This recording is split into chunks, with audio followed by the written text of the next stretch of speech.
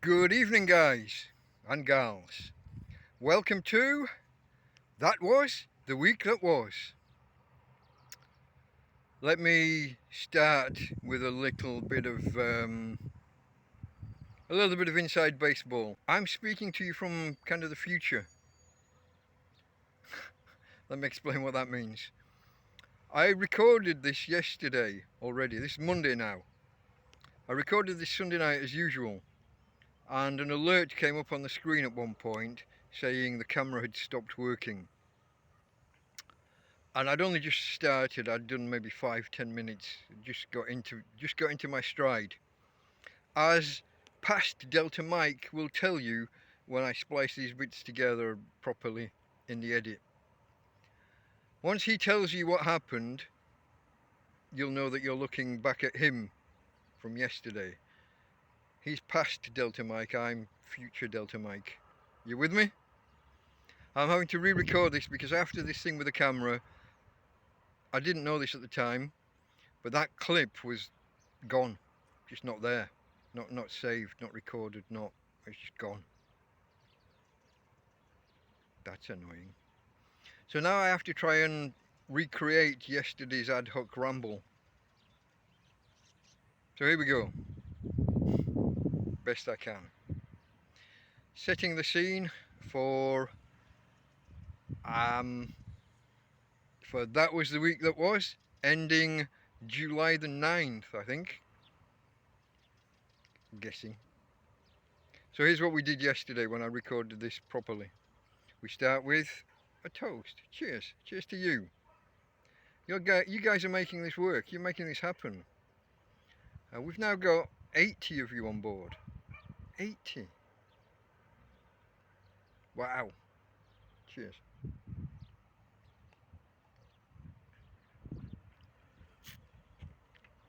Okay. In order to talk about some of the things that happened early in the week, I need to set the scene a little bit. Cover what I did last Saturday, Sunday, because they come into play on the Monday and late on Sunday and on the Monday. So last Saturday, me and Tina went to the local park. Didn't film much because most of it is just same old, same old. You've seen us at the park before. But two things stand out from that. One is that the solar panel was my portable solar panel foldable thing. They now call them solar blankets. But last Saturday, I was experiencing issues. The panel just wasn't working for me, and I took the panel to the park, set it up, and was doing a timed test of how much power it could add to the phone over a couple of hours. And what I expect is that panel normally it'll add 10 percentage points to the battery for each hour that it's plugged in good sunlight. And we had good solid sunlight, no shade, no cloud. It should have been perfect.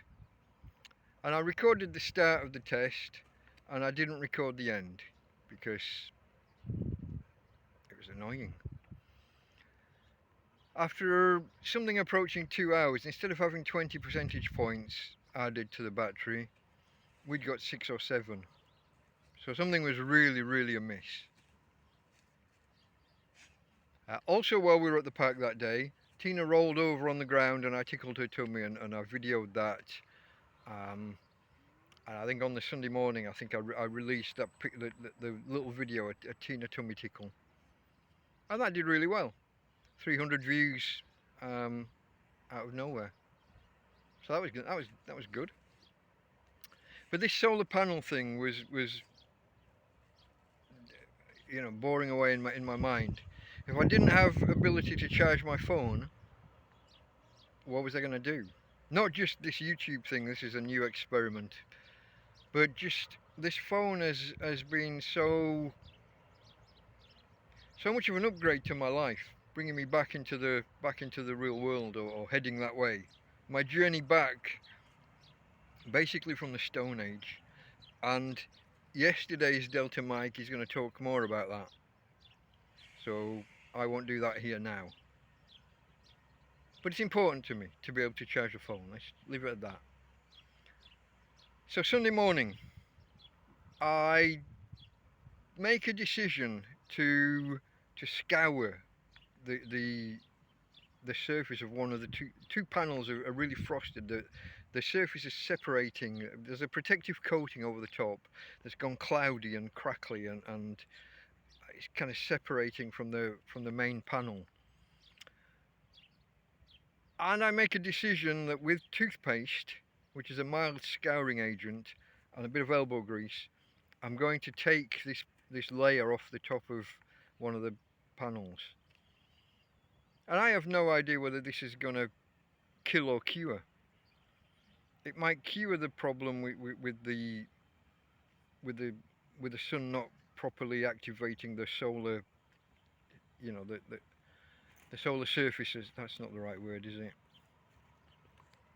But it might do the job. It might do the repair, or it might break the thing entirely, for all I know. But I plow one in there because 6, 7, 8 hours of really good solar, adding 30, 40, 50% to my phone, it's kind of not enough. So I take the surface off one of the panels, and then on the Sunday afternoon, when it's really hot here, we walk up to Torre del Morro and we do a video of the visit, of the walk to and of the visit to Torre del Morro Park. Not the tower itself, but just being in the park and the views. And also, I retest the solar panel, connect it to the phone, put the phone in airplane mode, so that there's no other usage. It's not using power doing internet stuff or anything else. And I don't use it for 2 hours, apart from taking a screenshot in the middle of the power level. So I take a screenshot at the beginning, showing the power level on whatever level it was on. 1 hour later, halfway through the 2 hours, showing what it's at, and one screen grab at the end, showing where we've got to. And lo and behold, we're back up to what I'd expect. We added, in the 2 hours, we added 21 percentage points to the battery power indicator. And this is with one of the panels still frosted, still crackly.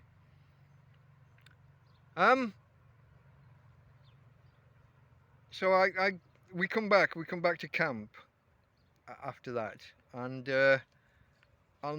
lo and behold, I receive a message from some of you guys, some guys out there who are subscribers to the channel, other guys in Torrevieja, and they contact me and offer me a solar setup that they've got, that they have on hand, that they've built but aren't using.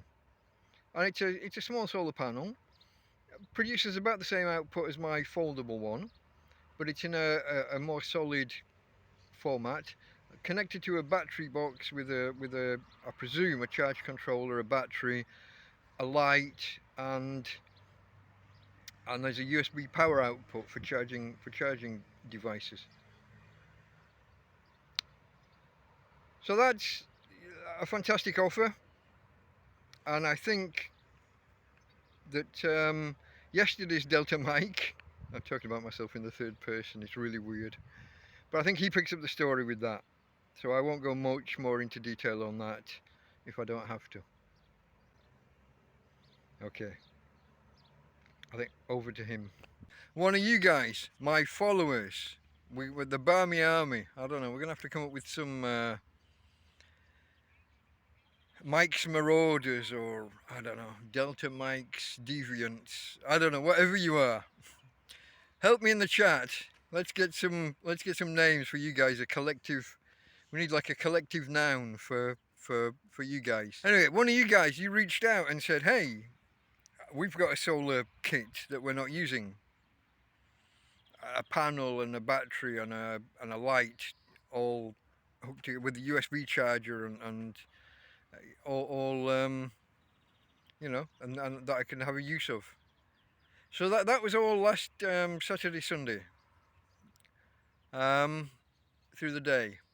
And then in the evening, of course, I attempted to record this, last week's version of this. That was the week that was. And that didn't work. Too many interruptions, too many stumbles over my words,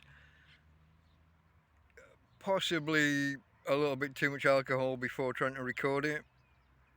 Shush. But basically, it went dark on me, and hunger got the better of me, and I stopped, and told myself that on Monday I would finish this Monday afternoon and get it out the same day. That didn't happen. That did not happen. So Monday, let's get the week started properly. Monday, me and her ladyship, my dog Tina, again off to the park.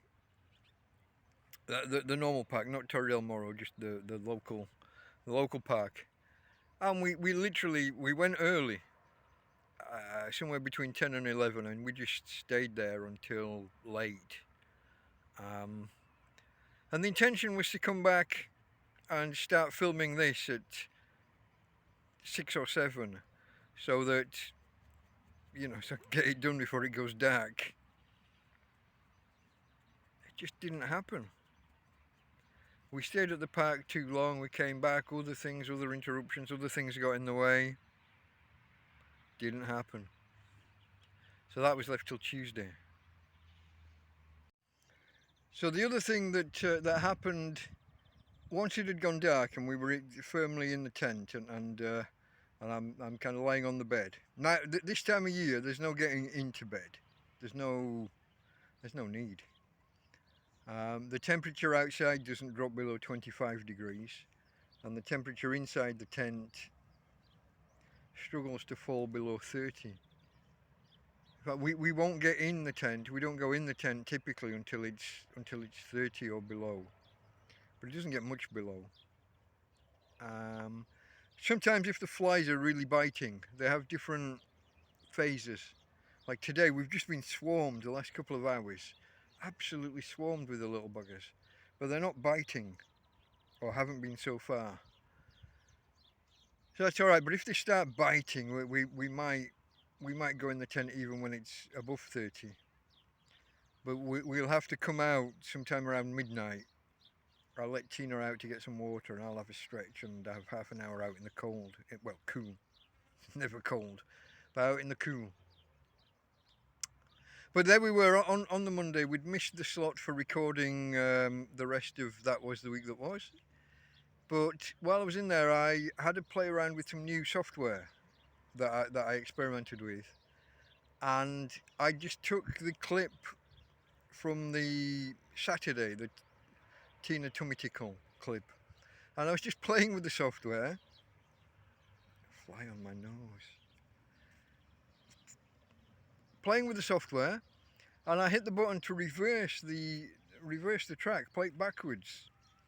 And I watched it, and it didn't look bad. You couldn't tell it was played backwards. And something about it looked a little bit more comedic. So then I looked for it was easier to put a music track behind what was happening in that particular software than my standard software. My standard software can do it. In fact, I've just released a video today with an audio track behind a portion. But there was a better selection of audio with this other software. And I just found something light and a little bit comedic that I thought just matched the mood of the Tina Tummy Tickle video. So I added the soundtrack to the reversed video and released it. And it did quite well. For a new YouTuber who hasn't had, these things are kind of building. You don't just release your first video and get 1 million hits or whatever. But the standard Tummy Tickle video got about 300 views. The one backwards with a musical accompaniment got over 900. That wasn't bad. It doesn't really, it doesn't help me any. the shorts pretty much count for nothing with Google stroke YouTube. You got to get 10 million or 30 million views for them to do you any good. I mean, literally, you got to get millions. You got to be releasing like 10 shorts a day every day and hope that one or two of them land and get big. And you got to do that consistently for 2 or 3 months, and then you might get monetized and be able to make some money. But for normal people, I release the odd one or two just to show willing, just to say to Google, hey, I'm playing the game. Give me a go. But it got to 900 and I think it's on 940 or maybe 950 at the minute. I release a tweet every now and again saying, hey, help me get above 1,000 for the first time. But that's not happening. Not with that one anyway. We'll try with the next ones. Swarm of flies. So that was Monday. Tuesday we released that. That was Monday night. I made the video. On Tuesday we released that video. And because I'd been out for 2 days at different parks, successive days, I didn't want to go out. Going off to the park, it's good, get in the shade, but I don't want to be in the same place. I don't want it to become too repetitive, I wanted a bit of variety. So what I thought was, I looked around my camp here. I looked around and I'll maybe insert a video of the panorama here. I'll do that now. Okay folks, yesterday's Delta Mike just told you you'd get a kind of a panorama around the camp. There's a tent. We sweep around. Is one of those bean bags that we discussed at some point yesterday. We keep going around. That's the tree that he's talking about. The branches are very low to the ground, but there is space around to the left there and around the back. So that's the tree that we've been going under. There are other trees around here, but they're not suitable for various reasons. And there we go, we're back around to where we began. There's a tent again. And there, gotta have traditions guys, gotta have traditions. Don't know, can you see her in this light? Let's make it so that you can.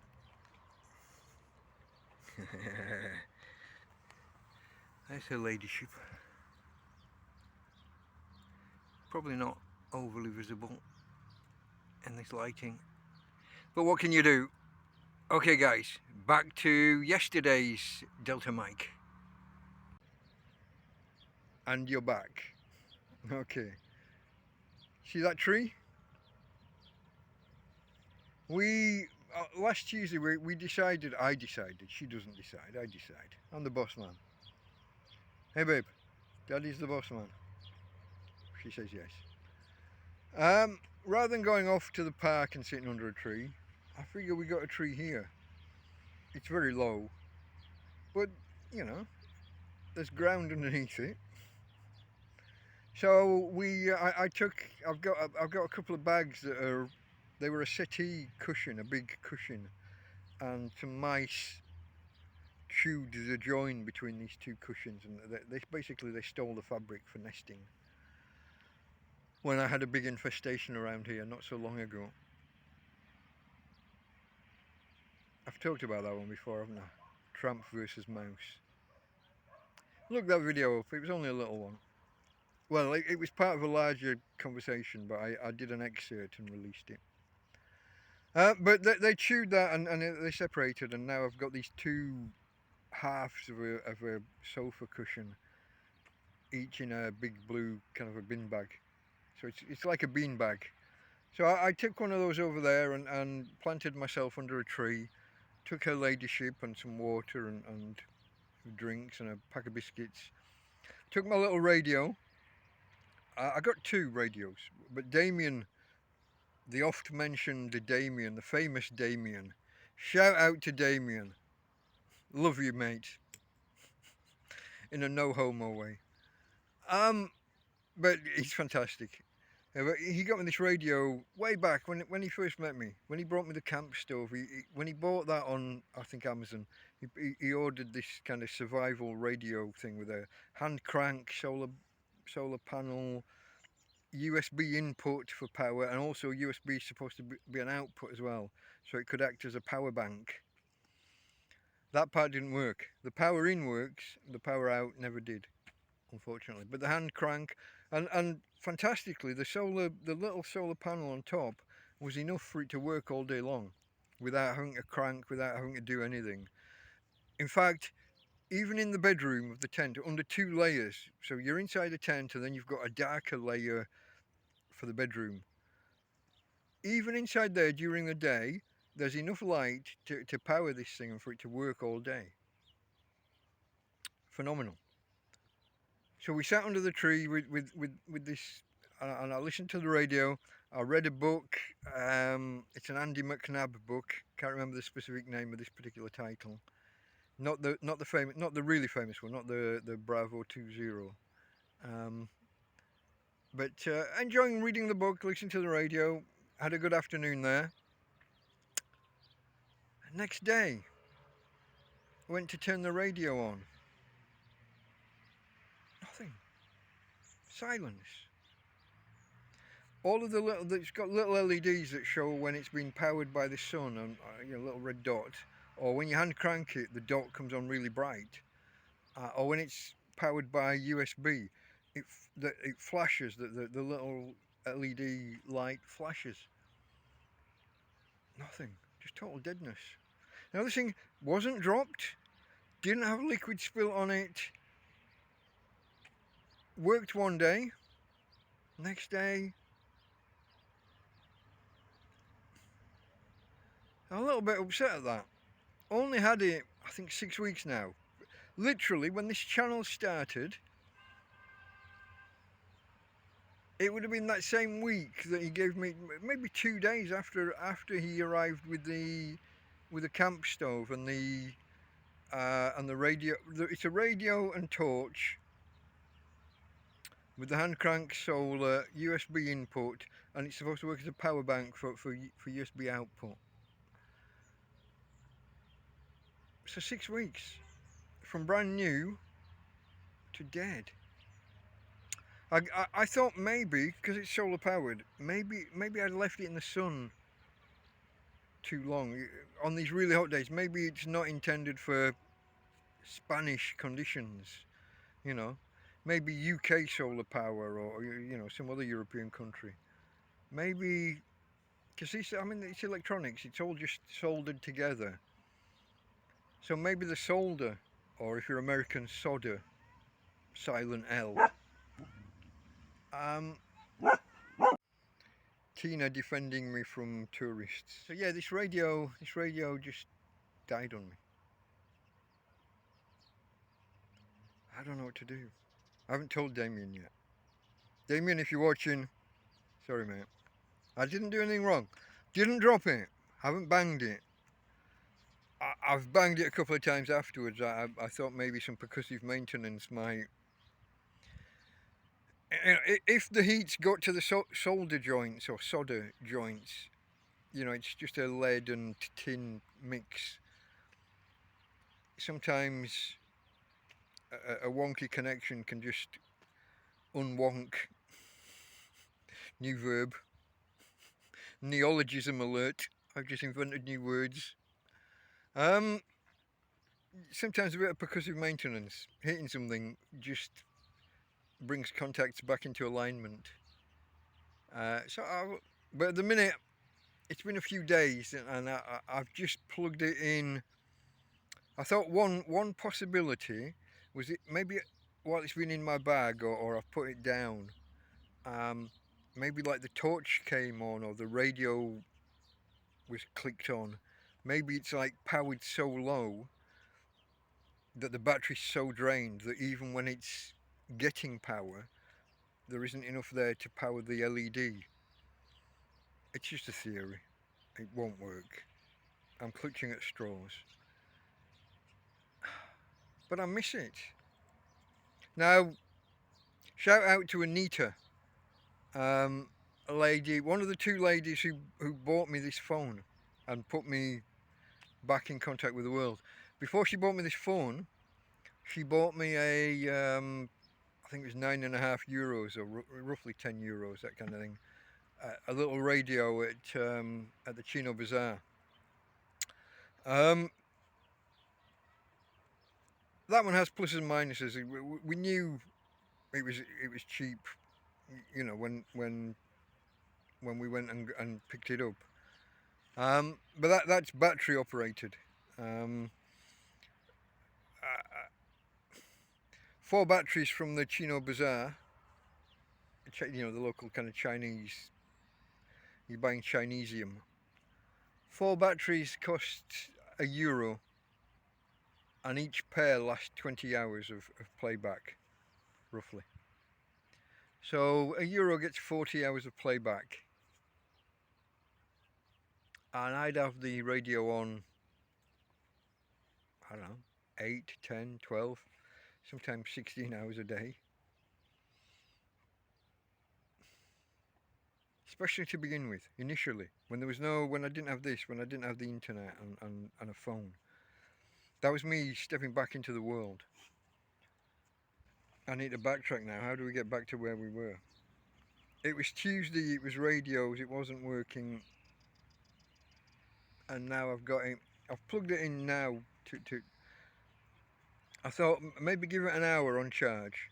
And maybe if it was the battery that's got so low powered, maybe we can just bring it back to life. Clutching at straws. I don't actually expect it to work. But what else can you do? Okay, so I'm fluctuating between Tuesday and Wednesday, aren't I? Telling you about the radio and how we were under the tree and then the next day it didn't work. Let me just step back to Tuesday because there's other things happened on the Tuesday. Before we went and sat under the tree, so I should have done this in a different order. I might slice this together in a different order, or I might just tell you that these are ass about face, as we say in English. Remember Breadpocalypse? I had a mountain of food that I couldn't get in my tent. There were so many different bags of food on the floor. So I needed to have a sort out. So that's what I did on the Tuesday morning before sitting under a tree. I took out all the different, all of the bags that were underfoot, brought them all out, sorted through them. What's salvageable, how much of this bread can still be used.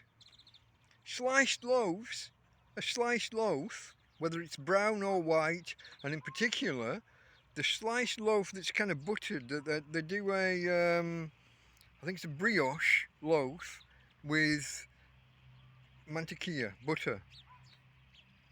They just don't go off. Supermarket bread, baguettes, they just go stale, they go rock hard.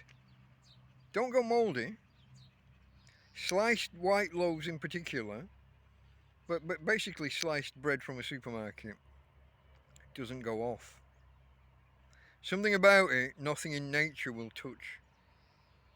Those last forever. Bread buns, on the other hand, bread buns will go mouldy, especially if they're in a hot tent.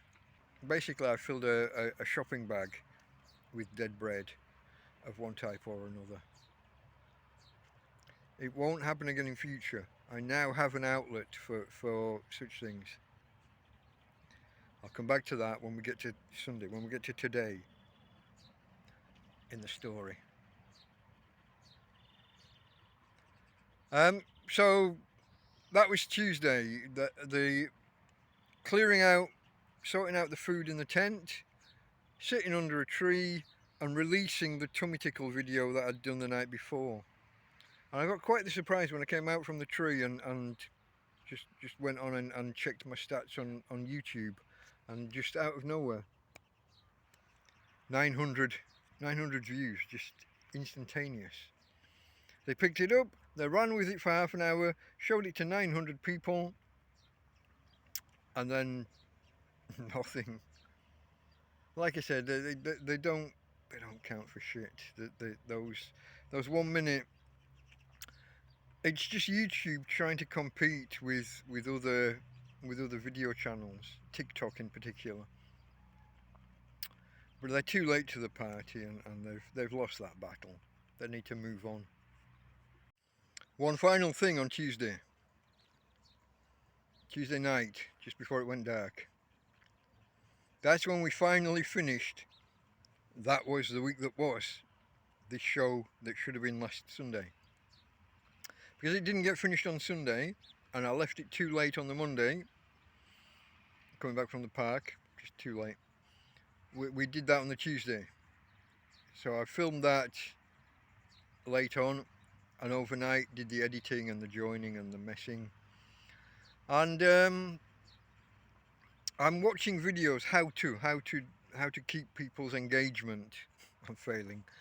But how to edit the videos and cut out the dead space and so I spent a lot of time editing that video to try and follow the rules, you know, and I hope that would help with the engagement and that more people would watch it, and that they would watch it for longer. And everyone who watched it for longer than the average had been previously. But it was still only 50 of you.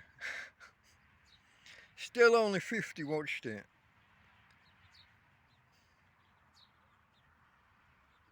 A little bit disheartening. I'm summing up my life. I'm spilling the beans here. I'm imparting pearls of wisdom as little tangents from tangents, little asides. 50 of you. Watch my videos! I'm pouring my life and soul into this. Why are you not watching? Is it the flies? Is that why?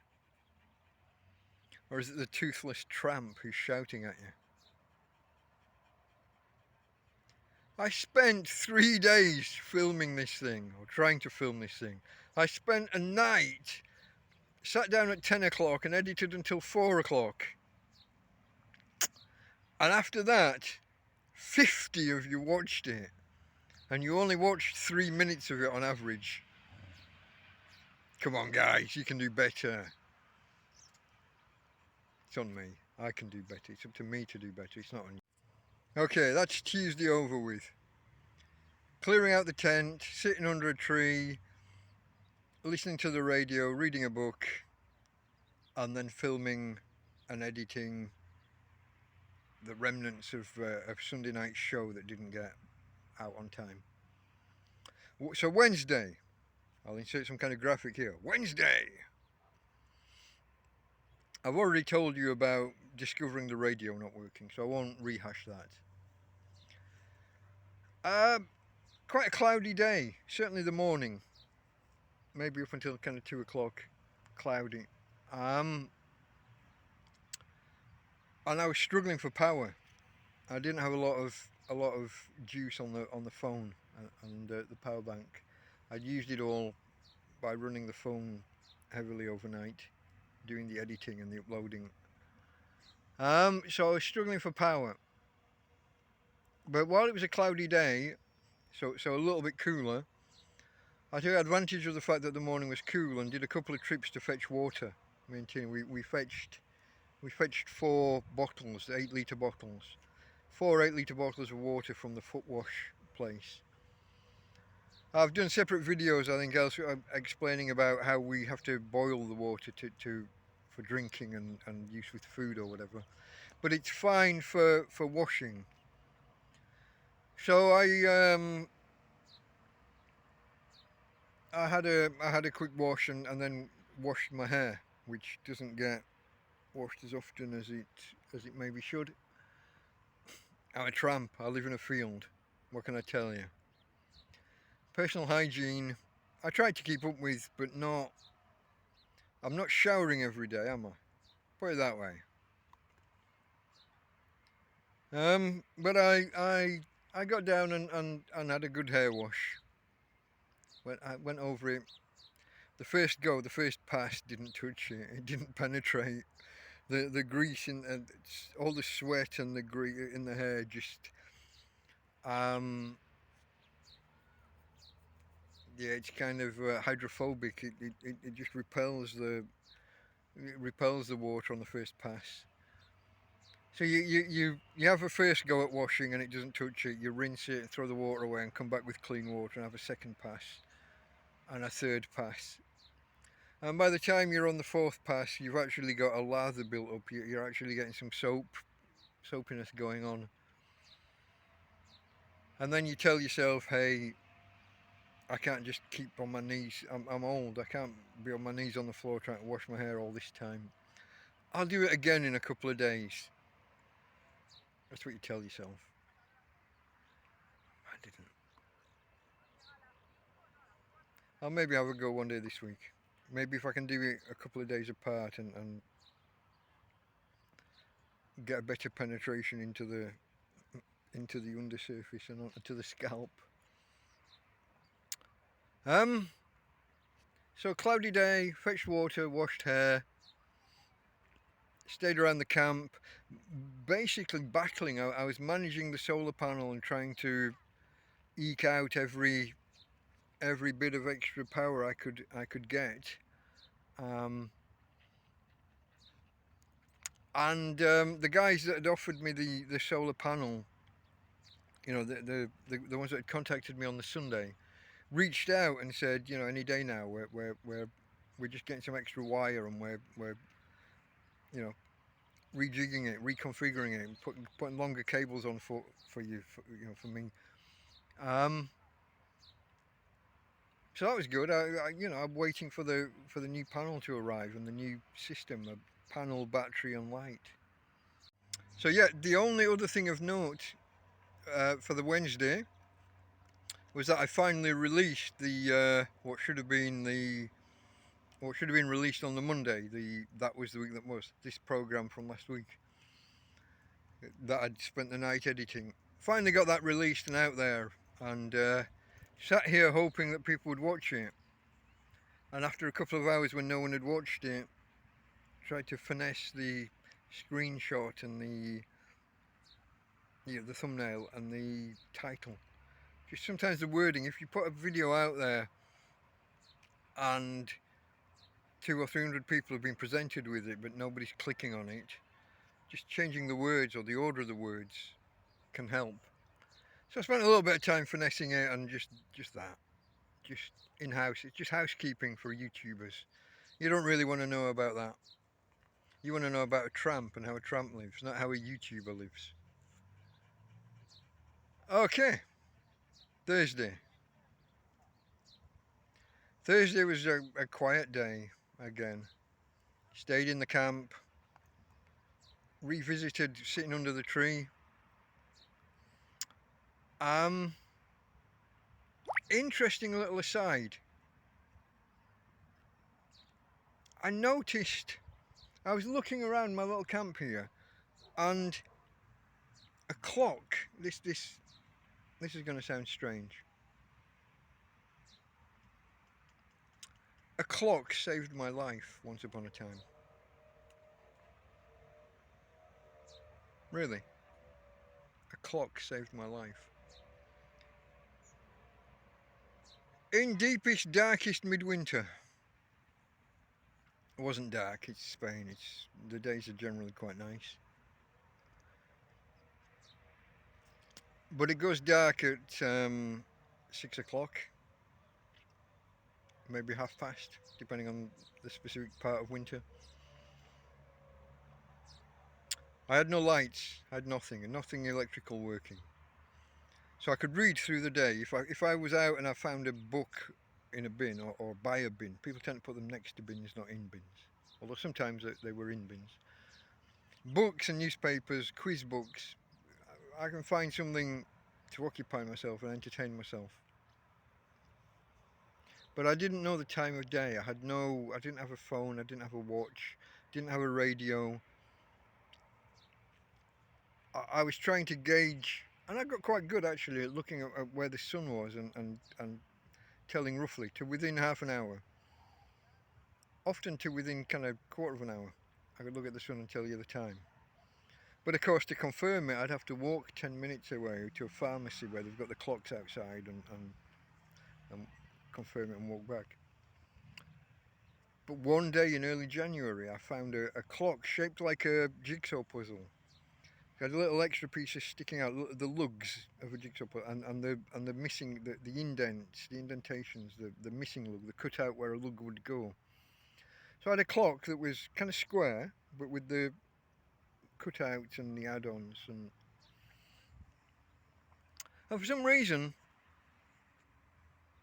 once I got the phone and the radio and kind of joined the real world again, I stopped using this clock. I didn't put a new battery in when it stopped working. It was never a new battery, it was always an old.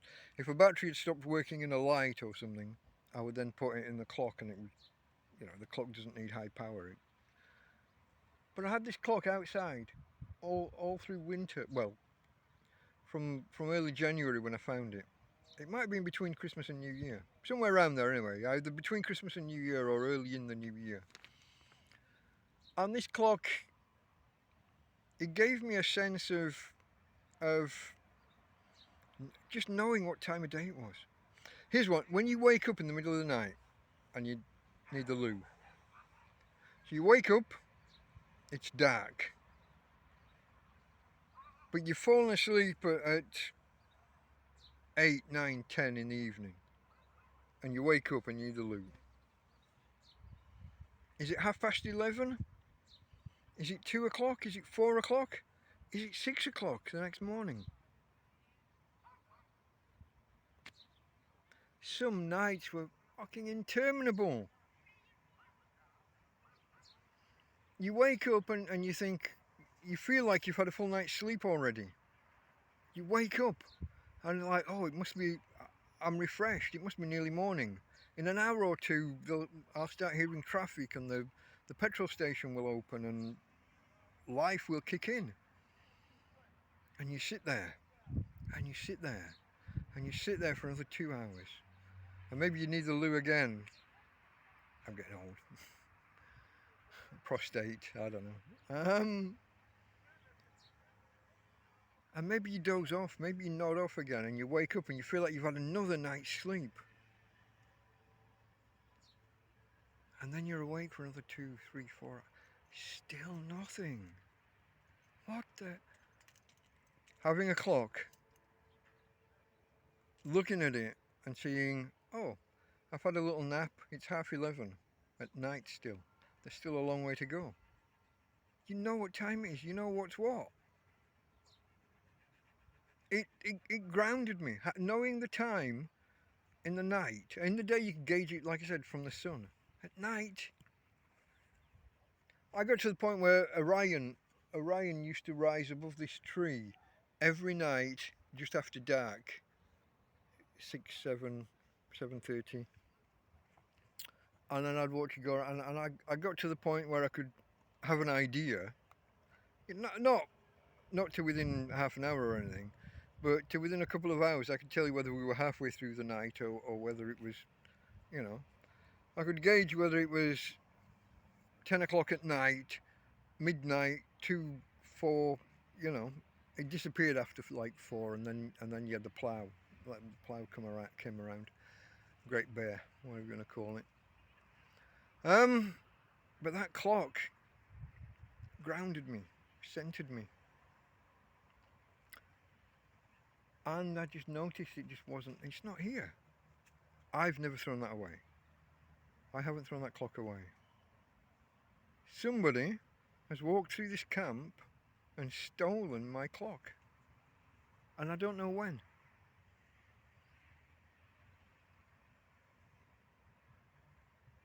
Bastards. I mean, it's bad that I didn't even notice it was gone. It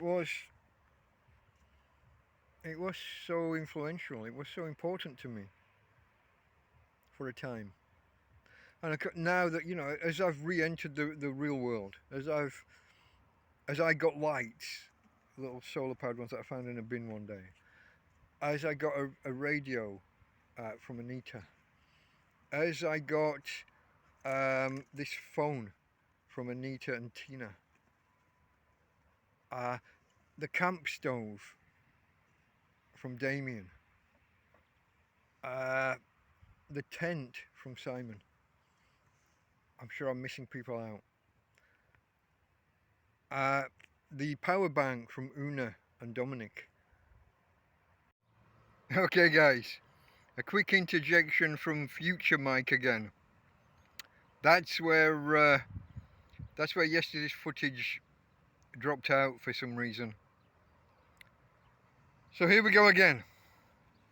A couple of let me see what else I can think of other people who've helped and that I just forgot to mention there. I knew I wouldn't get everybody. The gas barbecue and 2 gas bottles. They're running on vapors, but you know, they've done well for me so far. Those are from a bloke called Roger, a friend of Damien's. I'm sure there are many other things. I mean, there's people have been bringing me food and water, and the Ukrainian family with the bread, they've stopped. I'm hoping not because of anything I've said online. I don't mean to disparage them or being ungrateful. It was a little bit too much bread, but I still appreciated having the bread, having some bread. Lots of people though. I mean, I've had a guy here today. It just brought me a carrier bag, a shopping bag of bits and pieces. Reinhard, a Swedish bloke, and apparently I've met his wife in the past, although I didn't get to the bottom of who she was or when it was. But he brought a bag of food, and lots of other people have dropped bits and pieces off. I got a meal yesterday from another homeless bloke. I was sat chatting with him and a friend of his, and the two of them between them were cooking a meal, and they offered me and Tina some food while we were there. Lots and lots of people have helped. Appreciate everyone. But I guess the point that yesterday's Delta Mike was making was this journey back from basically living in the Stone Age. No roof over my head. No technology that was working because everything was destroyed in floods. 4 months with nothing. No lights. Not knowing what time of day it was. Not being able, as soon as it got dark, that was my day over. Go to sleep. Because what else can you do? When you wake up at 2 o'clock in the morning and you don't even know it's 2 o'clock in the morning, and you think, well, why not just sit and read a book? You try reading a book in the fucking dark. I didn't have lights. Not technically true. I had a light and a battery pack that would have powered it for maybe 20-30 minutes. But it was such a fuck off bright light that it would have brought attention that you wouldn't want. It was too bright. It as I've said before, it only gets used in emergencies. And right now I can't even find the damn thing. Since I emptied out the shack, the shelter, the tarpaulin makeshift tent, and then put everything back into here, I've got a light that I haven't seen. And I'm suspicious that might have gone walkabout. Had a few strange things happen, including finding a pair of sunglasses next to my bed. I didn't put them there. I know who did. It's just very strange. I did find a separate pair of sunglasses in the camp one day. I haven't had any trouble from anybody, and I haven't noticed any theft. Sorry guys, I have a dog. I love her to bits, but sometimes I could strangle her. Kidding, it's a joke. Okay, so I haven't noticed any theft until my clock went missing, and now I've got this light missing. And one thing that does happen here, I try and have a place for everything and put everything in its place, but invariably things happen. You'll put something down in a different place just for a minute, or when you're packing a rucksack, you'll not have space in the main pocket and you'll put it in the second pocket and then spend 3 days looking for the damn thing. That kind of stuff.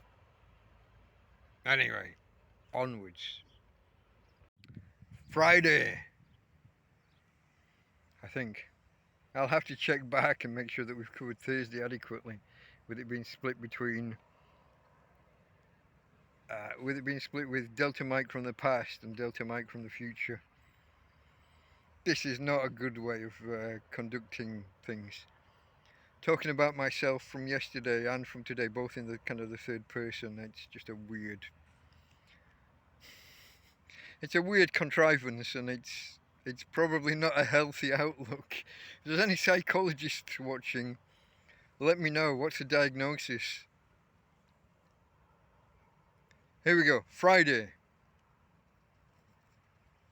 Would have been almost a nothingness of a day. Almost all that happened was me releasing the pizza video filmed the day before. The French bread pizza, or dead bread pizza. That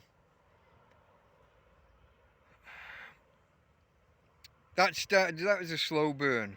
That was going nowhere. And then I made a tweak to the I think I changed the thumbnail and the description slightly. And then it started to take off. 2 or 3 hours after I made that change, it started to take off a little bit from being absolutely dead. Now, here's what you don't know. You don't know whether it would have taken off anyway. You're always left guessing by YouTube. Was that something that they'd just not got around to analysing, and it was going to be given a shot, given a boost and pushed out there? Is that something they'd factored in already, and maybe I got in the way by making changes? Or was it going to sit there and die on its backside, and by making changes I caused them to reanalyse it and give it a boost? I don't know. But it did fairly well in the end. But the other thing that happened that day, and I will be forever grateful, is that a guy called Jeff from Mark and Jeff, they're the two guys, they're the guys that brought me a couple of beers and some dog treats one day when I was out. Jeff and Mark, superstars. Torrevieja channel. Go have a look, check them out, check out 2 or 3 videos, see if it's your thing. Consider subscribing. So these guys reached out. I told you that they'd reached out last Sunday about the solar panel. And they spent the week, Jeff spent the week, getting hold of some new wire and extending, lengthening the cables between the panel and the battery pack, and the battery pack and the light, so that I can put the battery pack in one place and bring the panel out far enough to keep it in the sun all day. He brought that, and it's revolutionary. And I mean that. I'll explain why it's revolutionary. And not just that my panel wasn't providing enough juice. Each day was a battle. Each morning I would have to wake up and come out with my foldable panels and my phone, and plug my phone directly in and leave it for a few hours So I didn't have the use of my phone while it was charging. And then maybe I would use it for half an hour and then have to plug it back in and you know, I didn't have the use of my phone. Now I can plug my phone into my panels as and when it suits me, knowing that there's still some power being built up by this other system. And at night I can plug my phone in and start the day on 100% with my phone. Every day I'm starting on 100%. I don't need to charge through the day. I got the battery, the power bank from Una and Dominic. Thank you so much. I've got that, and when I'm out and about, I can be charging my phone from that. And then when we get back here, I can charge that from my portable panels, or I can take the portable panels with me to charge that. I have flexibility. I have options. And all along this fixed panel and battery are doing their thing through the day. And because it's roughly the same power output from the panel as my panel, every hour it's charging, I presume, is putting what the equivalent of 10 percentage points of my phone's battery into the central battery over there. But there's a good, what, if we say 8 while 6, that's 10 hours, yeah? Yeah. Maths. I used to be quite good at maths. I was a government statistician for a while. More on that when we do the background, Delta Mike's background. My university, yeah, all of that. No spoilers now.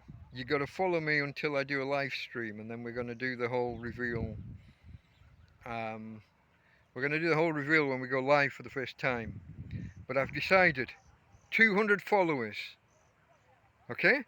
If we haven't got 200 followers, you're not getting the inside knowledge. We're on 81 I think at the minute. So if you're watching now, if you're one of the 60-70% of people who watch these videos and aren't subscribed, get on it. Okay, I think we're done with Friday. But thank you so much to Jeff and Mark. So much. Torrevieja channel, everybody. I better get this story moving a little bit. The sun's getting low in the sky. Okay, Saturday morning. Decided it was time to wash some clothes. Hadn't done it for 2 or 3 weeks, and I'd got a little bag of a growing bundle of things that needed washing. Friday night, I put some clothes in a bowl, in a bucket kind of thing, ready to soak overnight, so that I could just crack on first thing in the morning. When I got up Saturday morning and looked in the bowl, and the water was just like, it was like sludge. It wasn't just brown water, it was thick, treacly brown water. No idea where the hell all that came from. I looked around at the water that I had on hand and decided it might not be enough. I had 3 8-litre bottles ready for using for washing and rinsing and what have you. And I thought all 3 of those could go just on rinsing the stuff that I've soaked overnight. So I took her ladyship, and we had to walk down half a kilometre away, 500 metres, 500 yards to those of you that are yards and metres, they're the same. I had to walk down, we fetched back 2 8-litre bottles of water and then did another trip and fetched another 2. Whilst I was out on the second leg, I came back and a friend was just pulling away, pipped his horn and waved. Dominic. And I knew what that meant. That meant that Dominic had been here. And he'd whilst we were out, he'd dropped off some water, some bread, and on this occasion, a few items of clothing. I haven't seen him since, so I haven't got the details of how or why, where they came from, or what. But I'm thankful. I'm grateful. T-shirts, shirts, bit of underwear. Useful stuff. So that was nice and really appreciated. So thank you. And then we got here and we cracked on with the job of the day, of the washing of the clothes. And that's a separate video, and I'll try and link to that. I've not done this before, but these YouTube, when they put up in the corner a little card, a little square, and the guy says, have a look over here at this video. I don't know whether this video is reversed. Maybe I should say, have a look here at this video. I'll cut it to suit. No, I won't. I'll leave both of those in, and you can. One of those will have a card on it, and the other won't. And you'll know that I'm an amateur who doesn't know his backside from his elbow. Part of the charm of the channel, guys. Come on. New YouTuber, doesn't know what he's doing. Making the shit up as he goes. I'm a tramp, I live in a field. I don't know what I'm doing. That's why there's Delta Mike from the past and Delta Mike from the future all in the same video. Time travel. Okay, now it's Saturday. I'm back. That guy that was just talking, he lied to you. That wasn't the end of Saturday.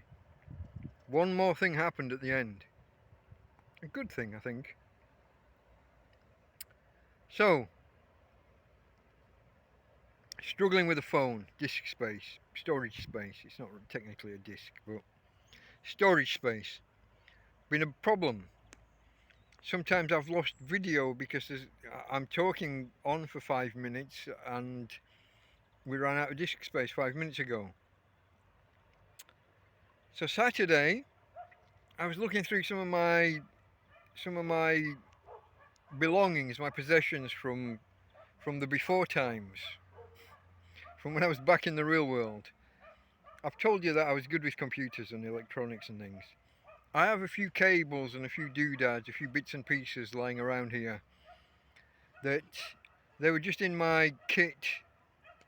So things called on-the-go cables, where you can plug it into your phone and then you can plug pen drives and things like that in and they become accessible to your phone. If you've got a keyboard, you can use a real keyboard or a real mouse with your phone. You just use this on-the-go cable. Do a search, OTG cable. Have a look for that on whatever your preferred purchase site is for such things. eBuyer or Amazon if you must. OTG, on-the-go cable. You can plug any USB device. It plugs into your phone. You got to make sure you buy the right end for your phone. USB-C or micro USB. Those are the two. Lightning if you're Apple. So that's one end, and the other end is just the female USB connector, so you can plug other devices in. So you can plug other, I've got SD card readers that were just tucked away in my kit, and I had a couple of SD cards, and I've got a bunch of pen drives as well that I've tried, and the last time I tried, none of them were working, so I kind of gave up. And I wasn't sure whether the OTG cables themselves had become corroded. Remember, I got flooded, everything got wet. I wasn't sure whether it was the pen drives or whether it was the cables or whether both. But I found these SD cards. I found two. One 16 gigabytes and one 32 gigabytes. That's not huge by modern standards. That was huge when I bought them 6-7 years ago, or at some intermediate point between then and now. Those would have been quite sizable. Bigger than the storage that your phone would have had at the time that I bought them. Now phones have got 128 gigabytes or 256 gigabytes, whatever. But anyway, Of these two SD cards, the 32GB one, it didn't work in the SD card reader, and I also tried, eventually, putting it in the phone, not working. But I tried the 16GB one in the card reader, and it kind of worked, but it had stuff on it. I needed to blank it, clean it off. So one of the two worked, and it was the smaller of the two. And next I thought, well, it's okay that it works on the end of a cable, but will it work in the phone? And this is where the thing I mentioned earlier about everything having a place and everything being in its place. And if you move things, you lose things. They might be here, but you don't know where. So I've got 2 or 3 SIM card removal tools. You know, like the paper clip that you push into the phone in the little hole, and the little tray with the SIM card and the SD card slides out. I got 2 or 3 of those. I own those. I have them. I spent a fucking day looking for them. No. And then I remembered the last time that I saw the box that the new phone, the box that this phone came in. I remembered roughly where that was in the tent. I'd seen it maybe a week ago. Well, on the, you tell me, was it the Monday or the Tuesday? Rewind the video. The day that I was tidying out the food in the tent, I think it was the Tuesday, I saw this box that the phone came in, and I thought, don't they usually come with an SD, with a SIM card removal tool? Yeah, they do. So I managed eventually to get in. It was possibly Sunday morning by the time I actually got in, and removed the SD card that had been in there and stored that in the box from the phone because I need that for later. And then I put the new one in, and then I had to tell it, like, reformat it, delete everything on it, and go again. Now it's only 16 gigabytes. It's not a lot of space, but it's probably enough workspace to keep me going for another week or two, because one of you guys is coming to my rescue.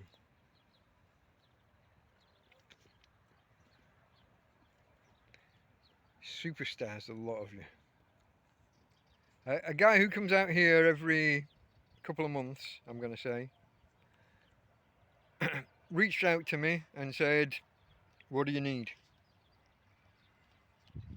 And at the time, I thought I needed a new solar panel because mine was getting dead. But then I fixed mine, and I got the offer from the other guys, and so I said to him, I don't know.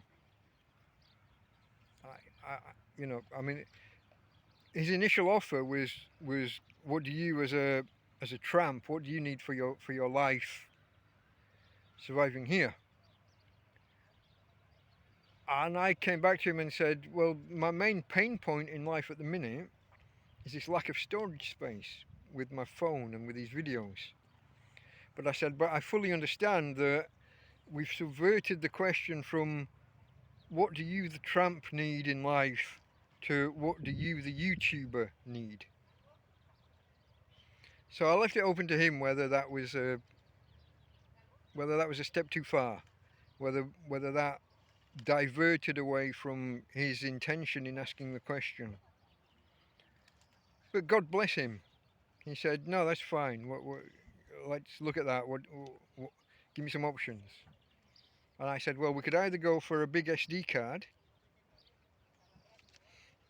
let's say 500 gigabytes for X amount of pounds,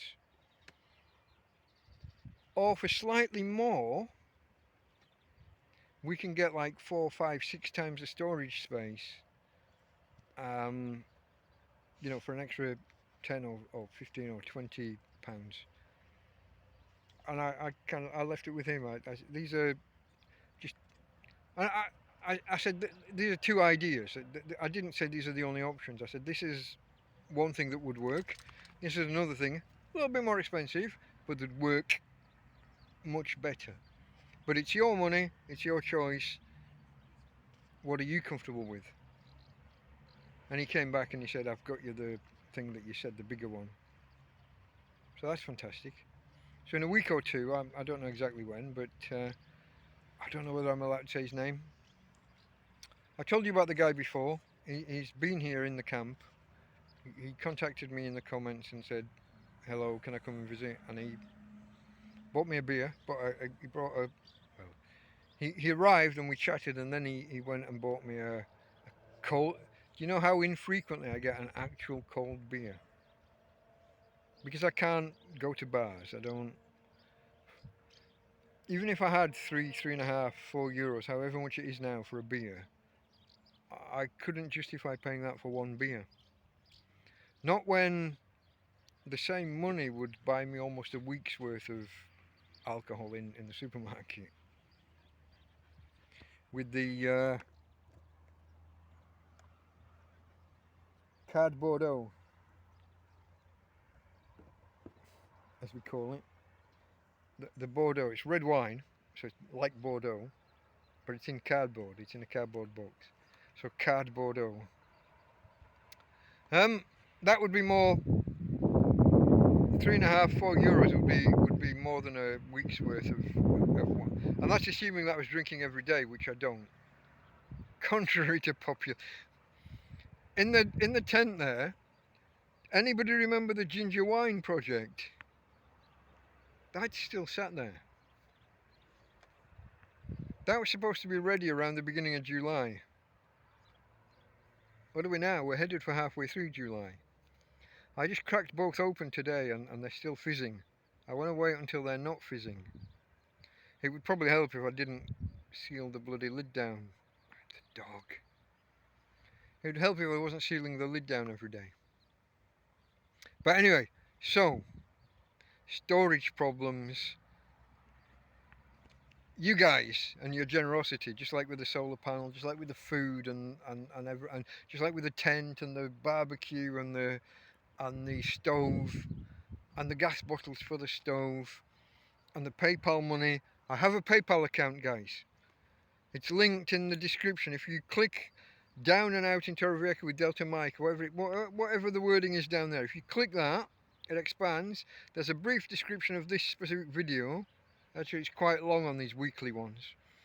But then somewhere down there, it's got some links to the channel as a whole and to some other things, one of which is a Twitter and one of which is the PayPal account. I don't like doing this part, but I will.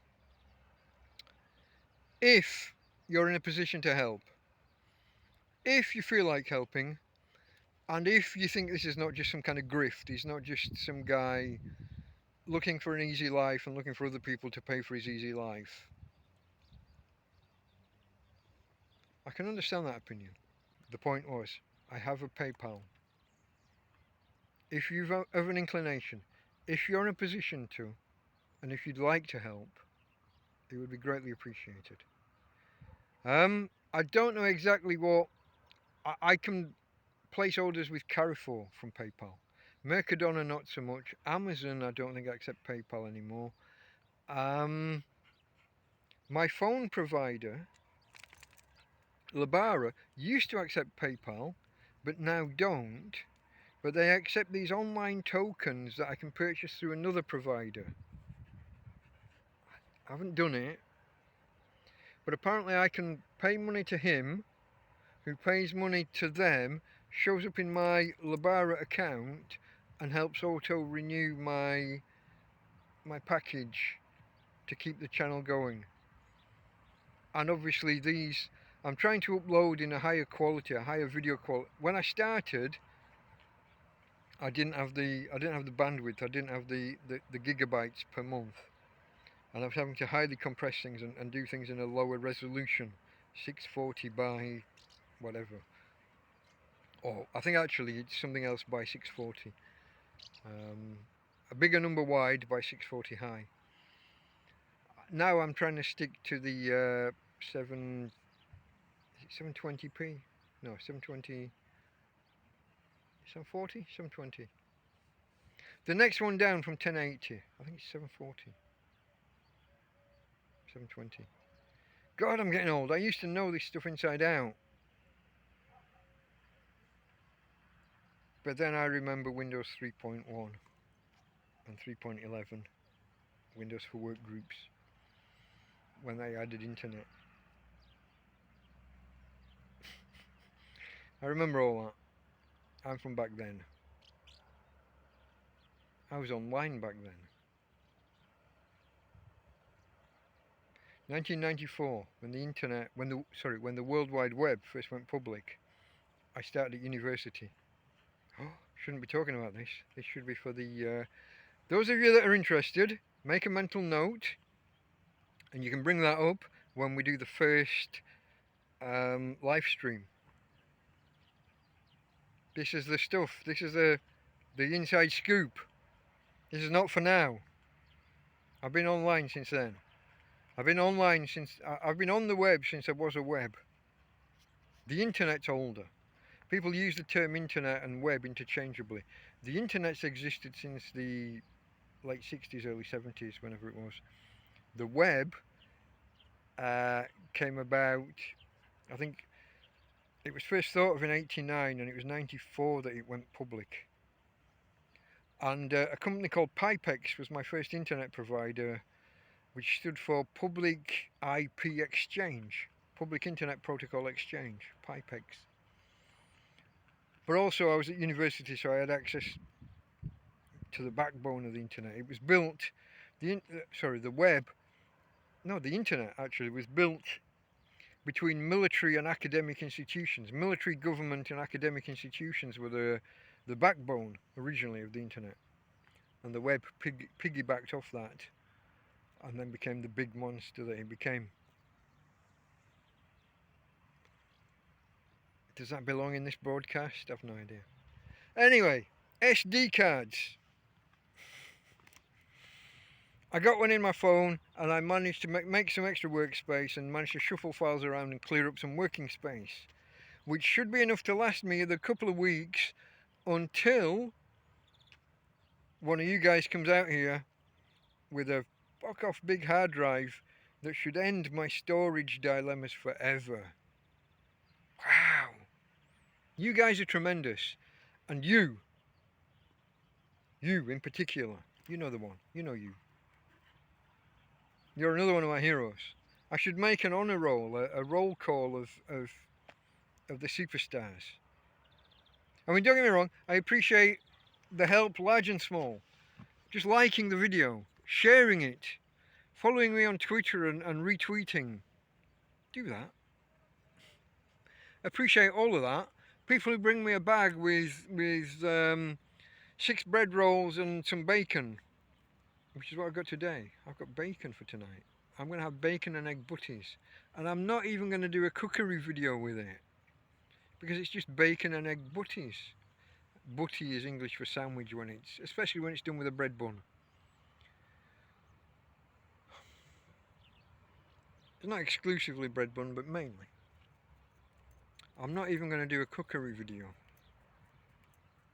That's how much I just appreciate all the help, large and small. But some things stand out head and shoulders above. Buying me a 2 terabyte hard drive. Fuck. Buying me a phone. Buying me a camping stove and 3 bottles of gas. Bringing me a barbecue and propane. I think it's propane. A tent. Fucking tent. These things stand out above and beyond. Grateful for food, grateful for bits and pieces. I am. But even you guys, if you've brought me a bag of food and you don't quite get the same recognition as someone who buys me a tent, I hope you understand. There's a step change there. There's help that's appreciated, and then there's fuck, help, wow, that. Apologies if you don't like curse words. I'm an adult, I'm a tramp, I live in a field. I use emotive language when I want to express emotion. Sorry, deal with it. Okay, that's the Saturday. Let me check my notes for what happened Sunday. Okay, guys, cheers.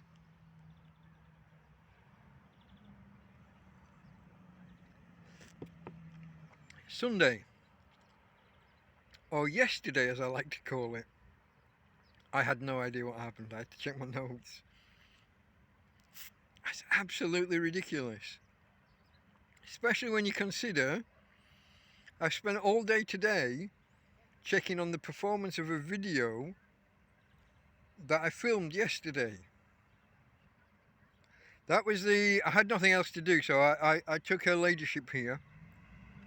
I'll do a quick insert of a video for her right now.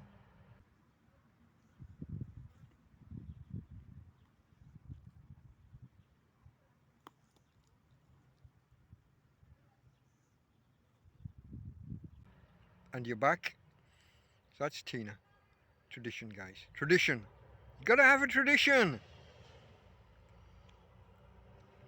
I took her for an extended morning walk. She's had a bit of a bad leg the last couple of months. I don't really. Sometimes when she lays down funny, and when she gets up, she kind of hobbles on her back leg. So I haven't been going on long walks, and it's starting to get dark here. I need to get on with this. We're talking about what happened Sunday. I did the video, the walkies with the dog, with my girl. The video is of the walk out, and the last part of the video, on the way back, we stopped at 222, which is it's like a complex. It's not just a bar. It's a strip of bars. It's a there's a whole row of bars, restaurants, pizzerias, all together. And Tina rested on the ground, and that was the closing shot of the video. So we walked out, and we took some shots of the vista of the view of Los Locos Beach, Playa de los Locos, beach of the crazies, or the crazies beach. I think it's called that because if you swim out from there, if you go to people die. So you got to be crazy to go further than just the shallows. I think that's what it is. So we're on the way back. We've done the walk. We've finished the walk. We've gone along Playa de los Locos. Finished the walk, got to the far end, turned around and headed back. And one final shot was Tina in the shade. And we sat there for about an hour in the shade at this place, this 222. Dos. And then we headed off back. And if you watch that video, just before we go past some buildings, I say, oh, we're just at the back of 222. And then we go back in the reverse. And when we get over there, I meet a guy that I know. I don't think I'll name him. I won't. But I know him. He used to have an apartment, but he was very friendly to me. He met me once in a park. He's got a dog called Mambo, and his name rhymes with Mambo. I probably more or less doxed him there anyway, haven't I? But the two dogs, my dog, his dog, they got on. A little bit of tension to begin with, but they got on. And he'd walk through and he'd always have a beer with him, and he'd give me a can of beer when I was living in the park way back almost a year ago now. And I've met him, I bump into him periodically every now and again. But as far as I knew back then, he had an apartment and was in receipt of some kind of benefits. He had some money. And he used to ask me, do I want food? Have I got meat? And I always turned him down because I always had enough to get by. But I bumped into him a while ago on the cliff tops in the same location that I'm just talking about. And then I met him again yesterday at that point.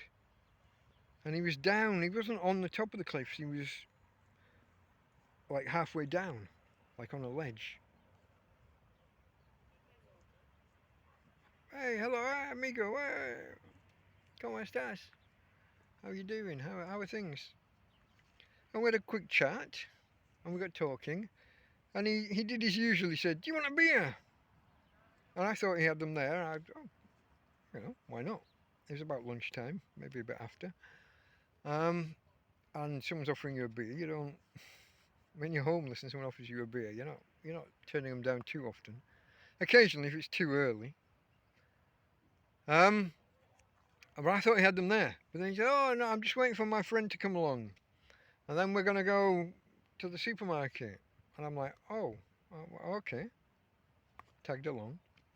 He went there. They bought, and I thought he was gonna get, you know, 2, 3, 4 cans and give me one, and then we'd sit in a park or something and drink them as we have in the past. No, he bought me a litre bottle that was cold. I didn't even know the supermarkets I go in don't do cold beer. You just buy the cans and then you have to take them home and put them in the fridge. But he got me this bottle, a litre of beer, cold.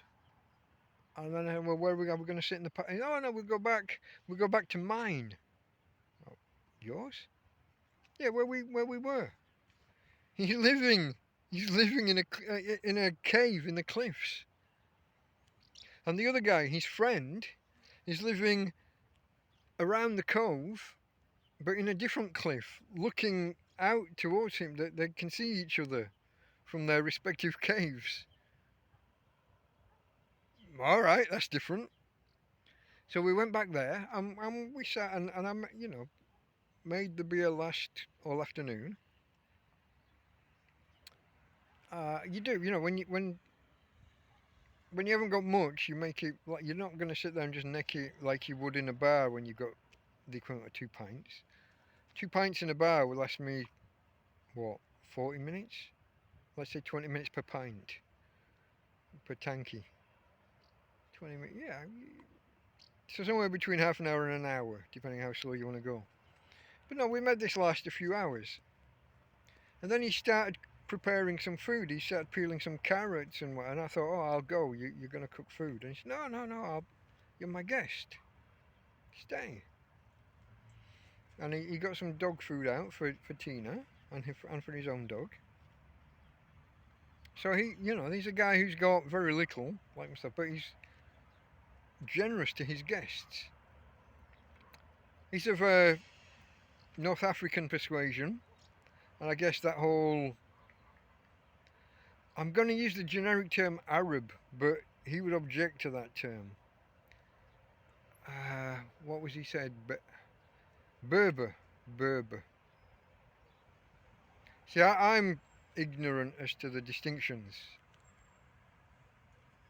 But that North African tribesman generosity to guests, come in, you're welcome, partake of my food and sit with my family and we'll break bread and, that mentality. He hasn't got much, but what he's got he'll share, which is phenomenal. So I spent the day with these 2 guys before I came back here, most of the day with those guys. Then came back here and sat down, and because I'd had a drink, had a bit of a snooze. Okay, you remember a couple of weeks ago, Breadpocalypse? With my contacts with the other homeless guys, with the guys living in the caves, I now have a solution to that, don't I? If ever I'm fortunate enough to be inundated with too much, if I'm overwhelmed, overburdened with kindness,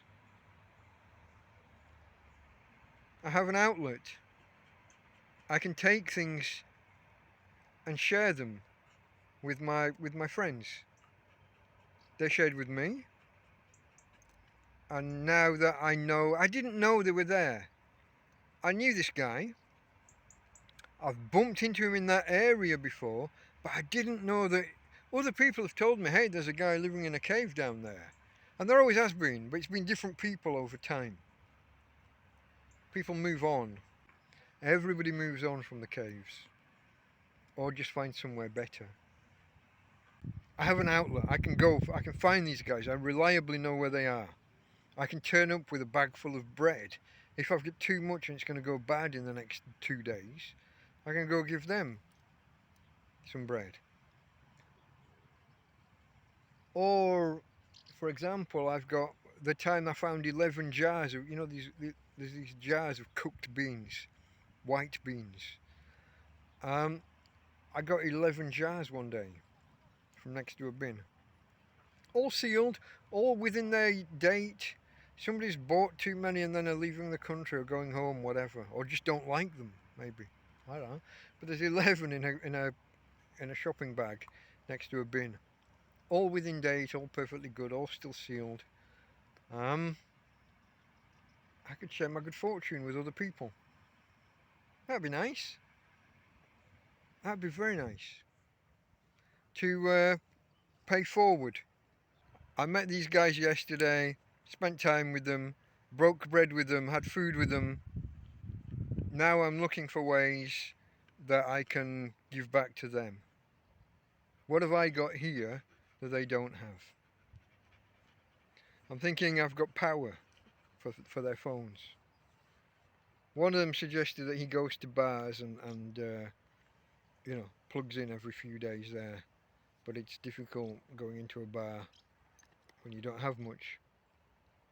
That's why I never do that. But if I've got excess solar here, and I think at the minute, I think I do, then I can help them. Certain kinds of food I've got here that I've got excess of, and at times will have extra of in the future. When you live like this, the idea of throwing away or not utilizing perfectly good food, it's abhorrent. And just having a surplus, having a surfeit of food, having too much. Surfeit, that's a good word. Anyone would think I was educated by a top business university. One at the time that advertised itself as being in the top 3 in the world in a certain league table.